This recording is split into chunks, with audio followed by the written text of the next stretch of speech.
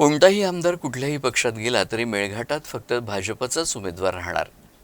मेळघाट असो किंवा दर्यापूर किंवा अचलपूर असो किंवा तिवसा, केवळ आणि केवळ कमळ चिन्हाचाच उमेदवार निवडून येईल असा विश्वास माजी खासदार नवनीत राणा यांनी भाजप कार्यकर्त्या बैठकीत कार्यकर्त्यांना दिला। जेव्हा आमचे देवेंद्र फडणवीस जी अनाउन्स करतात कोणताही आमदार कुठेही गेला तरी मेळघाट तिथे फक्त कमळचाच उमेदवार आहे, ते पहिलं पाऊल मेळघाटचे आम्ही जिंकलो आहे।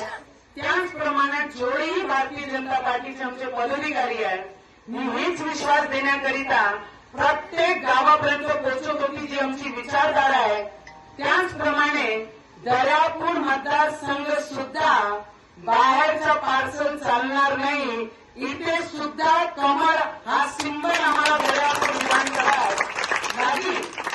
खूप झालं पार्सल येणं आणि पार्सल बाहेर जाणं, आत्ता वारी आहे आमच्या अमरावती जिल्ह्याचाच उमेदवार दर्यापूर मतदारसंघात आम्हाला पाहिजे आणि ते सुद्धा फक्त कमळचे सिंबलवरच आम्हाला आमचा उमेदवार लागेल, त्याकरिता आपण सगळे प्रयत्न करत आहे।